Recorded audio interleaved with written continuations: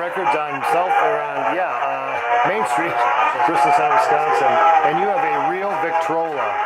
We do have a real Victrola here in the shop. This is a Victrola that we bought from locally right here at from Woodhouse Antiques, and then we thought we'd break it out last night and play some records today. It's a late teens, post-World War I model. It was made through about 1925. The record that we're listening to right now is from 1917. So it's all this equipment's more than 100 years old. It requires no electricity, so they were pretty popular, in that era.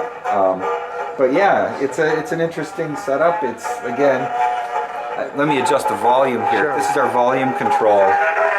We open up the doors and it gets louder. Yeah. But as the records, there's a crank with a motor in it. We crank it up. There's a spring-loaded mechanism and it releases, spins the table around, and then the vibration is picked up by our metal needle right here, through the sound box, through the sound tube horn, down into the bottom and out our speaker here. And So it's all mechanical. All mechanical. That's entirely mechanical. Incredible. Yeah. What is that record made of? What is it made of? It's made of shellac. Yeah. So they're very brittle. They're heavy, but they're brittle records, so they can crack easily and they'll shatter easily. But we have a nice collection of stuff that's again more than 100 years old, and we just like to have these around here to show things from the past. So pre-radio days, and most of these were from Columbia and Victor. You'll see Victor and Victrola, on models of the gramophones like this. The height of phonographs and gramophones like this was late teens through the 1920s. With the advent of radio and then the Depression that came on, the production of units and of records actually declined in the 1930s. There was a golden age of these types of machines. I'm going to turn the brake on here right now. This little brake mechanism. So we talked earlier, and you said that by the 20s they had declined. There were actually more records made in the teens. Yeah. In the 30s, due to the Depression, and then also radios were becoming more popular and more available in homes. So, records were pretty expensive. Even in the teens, these records were about 50 cents to $1 a piece. That was a lot of money for records. So, so it declined, partly due to the Depression and then radio. But then came back strong again in the 1940s. And this is 78 speed? This is, 78 RPM. Well, did they have, in the teens when they were really popular, did they have anything like this, people speaking, speeches, presidential? Definitely. It was a way that communication was shared. Records would be made, they would be etched.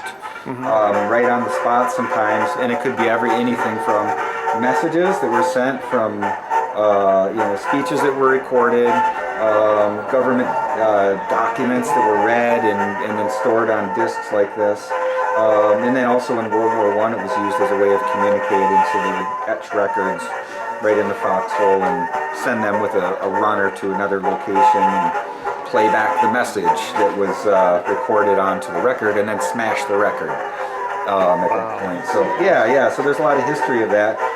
Soldiers in World War I would etch records and send messages back to their families at the holiday times. So, it was one way, again, you could hear someone's voice. You can hear someone's voice and share a message. Have you ever seen the kind of machine that etched it? Yeah, it actually looks pretty similar to this. Okay. Yeah. I have seen one. I don't have one myself, but kind of the reverse process of this. The sound comes and it creates a vibration, and the needle will move to the sound of the vibration of my voice, and cut little pathways into that record. So that's one way to make a record. But no, we're really excited to have this in the shop. As I said, this is a Victrola Victor Model 4. There were about 600,000 of these made. Some of them had variations in the cabinet, but yeah, there was they were pretty common. Not a lot of, they didn't all survive, but this one sure did, and it's in really great condition. So yeah, it's a fun thing to have around at the shop, and we'll be doing some more demonstrations with it, and giving people a chance to play it. So this was considered kind of a portable one, because the ones I've seen are like a piece of furniture. They sit in the corner. Yeah, well, it is actually heavy, but you're right, it's tabletop, so it could be moved and more easily than the console-style one with legs. Yeah.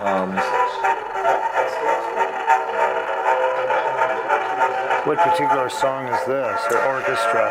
I can't read it when it's spinning. Yeah, it's a foxtrot. I better not say for sure, because it is spinning too fast for me to say. It's almost, now it's done. Yeah, now it's done. There was a whole series of things. 78 RPMs were made from the, about 1905, I believe, through about the early 1950s.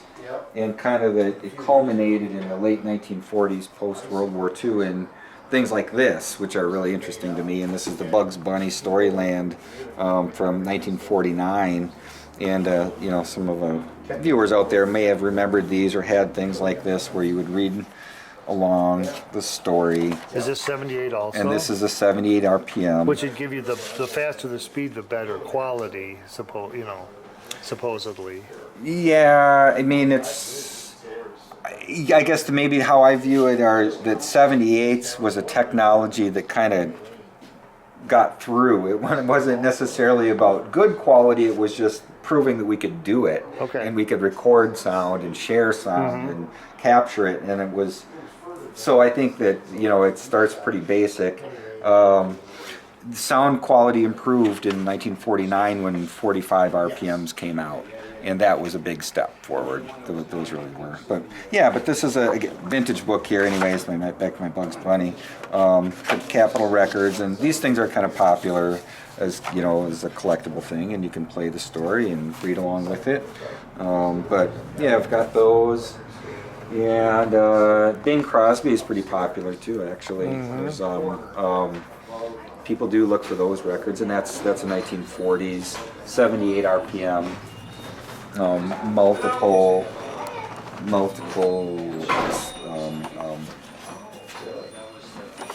disc set here. I would hope by then they'd have electric players. Yeah. By the 1940s, they were more electric record players for sure. But they were available in the 1930s, but it was Depression, so couldn't necessarily, people weren't buying them, of course. So.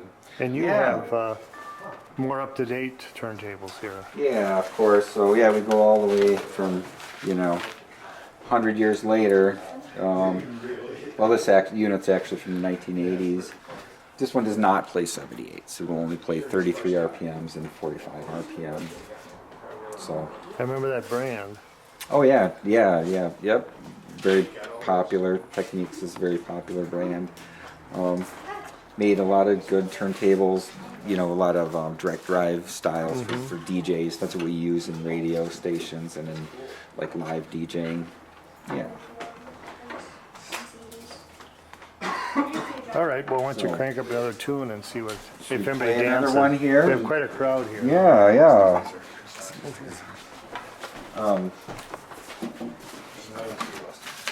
We'll put on. We'll see what this sounds like here.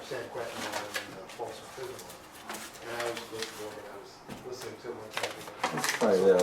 Let's see if Phil needs. In around this time, it was Hawaiian music was becoming more popular in the United States. What kind? Hawaiian. Oh, Hawaiian music, starting to have its influence on country and western and southern swing, and so this is about 1914, I think.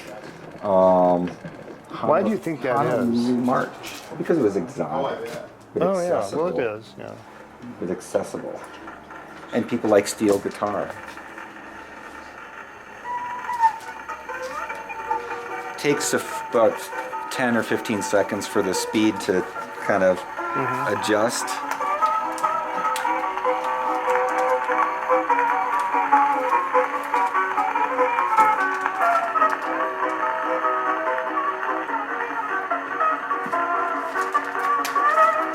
When I see some silent movies, this does sound. Maybe it was kind of a fad to have the Hawaiian or the steel guitars. Yeah. It was, again, I think it was new to people. They weren't familiar with it. It was exotic and accessible, and so marketing people like things like that. Yeah. Well, no one's dancing yet, so I don't know. No one's dancing yet. Well, then. Well, Phil, here's just. There we go. Yeah. They're getting out of hand. It is getting a little out of hand here. Yeah, we've got when we've got the turntable cranking, and sometimes it gets a little rowdy around here. But yeah, thanks for stopping by. Taking a look at what's new at the shop. All right, Mastodon Records. Mastodon Records. By Boarding House Antiques right here in Richland Center. So thank you, Marge, for helping us out and giving this thing back to some life back to this beautiful piece of history.